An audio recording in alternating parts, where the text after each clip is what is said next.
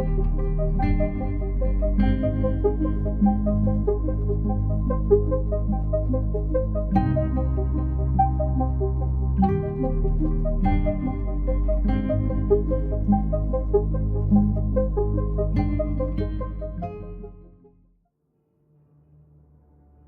tens of thousands of years, the civilization of Mu flourished, guided by advanced spiritual and technological wisdom. But no civilization, no matter how advanced, is immune to the forces of nature or the consequences of interference beyond its control. The fall of Mu was not a slow decline. It was sudden, catastrophic, and absolute.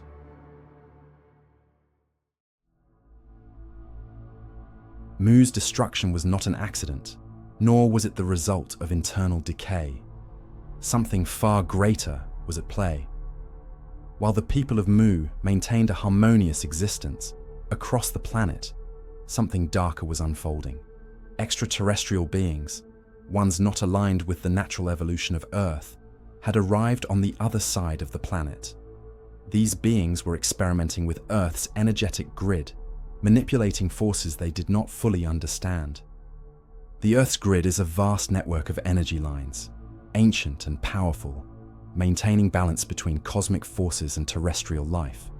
The interference from these foreign entities destabilized this delicate structure. What began as controlled experimentation soon spiraled out of control. The Earth had to realign itself, and in doing so, it would wipe out the civilization of Mu. The continent of Mu, vast and thriving, was torn apart by violent seismic activity. The Earth trembled, splitting open as enormous cracks formed across the land. Entire cities crumbled as the ocean swallowed them whole. Towering tsunamis rose from the depths, consuming everything in their path. What had taken over 50,000 years to build was reduced to nothing in mere moments. Survivors, if there were any, had nowhere to run. Unlike gradual declines seen in other fallen civilizations, Mu was not simply abandoned, it was eradicated, leaving behind almost no trace of its existence. But not everything was lost. Although the great landmass of Mu was submerged beneath the Pacific, some remnants of its once magnificent empire survived.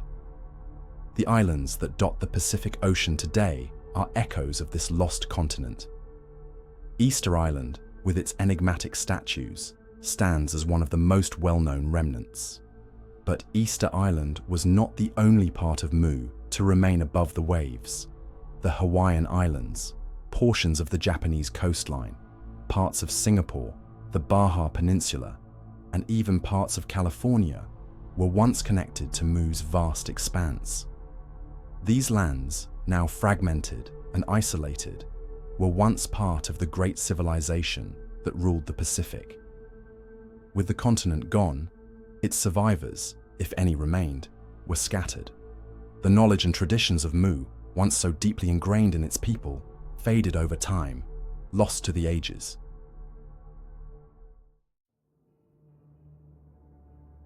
Mu's destruction was not the end of advanced civilizations on Earth. Thousands of years later, another great civilization would rise, Atlantis. The relationship between Mu and Atlantis is complex. While Mu was deeply rooted in spiritual wisdom and harmony with nature, Atlantis pursued a different path, one focused on technology, power, and ultimately control. Atlantis would inherit much of Mu's lost knowledge, but it would also follow a fate just as tragic. Though it rose to great prominence, it too would fall, lost beneath the waves like its predecessor.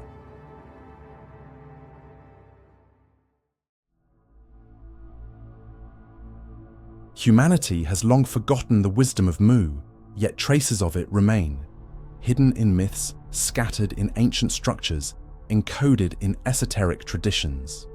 One of the greatest losses is the understanding of the Earth's energy grid, the ley lines, the natural energy centers that once connected civilizations across the planet. The people of Mu built their pyramids, temples, and sacred structures upon these energy points, harnessing the Earth's natural forces in ways we no longer comprehend. Water was an essential part of this knowledge. The Great Pyramids, including those built in later civilizations, were deeply connected to underground water sources, acting as conduits for energy. The people of Mu understood how to channel, amplify, and utilize this power, not just for spiritual ascension, but for practical, everyday applications. Their civilization was built upon a deep integration of mathematics, physics, and spirituality.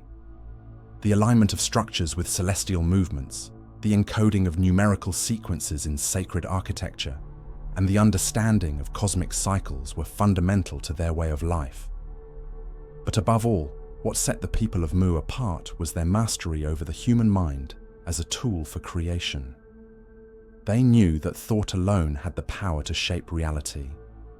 They were not limited by the constraints that modern humanity has placed upon itself. Today, humanity operates in a state of fear. Fear is the single greatest tool used to suppress the potential of the human mind.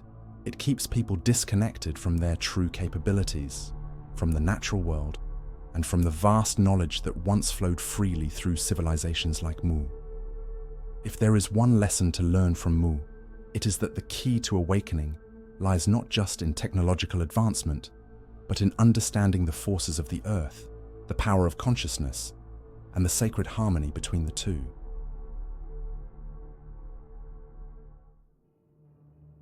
The fall of Mu is a reminder of the delicate balance between knowledge and power, between harmony and destruction. It speaks to the cycles of civilization, how great societies rise, reach their peak, and often fall due to forces both internal and external. But the echoes of Mu have not been completely silenced. The structures that still stand, the myths that have endured, and the knowledge hidden within esoteric traditions all point towards something far greater than what we are taught to believe. Humanity has the choice: remain in ignorance or reclaim the wisdom that was lost. Because the knowledge of Mu was never truly erased. It was only buried beneath the sands of time, waiting for those willing to seek it. The question remains: will we remember before it's too late?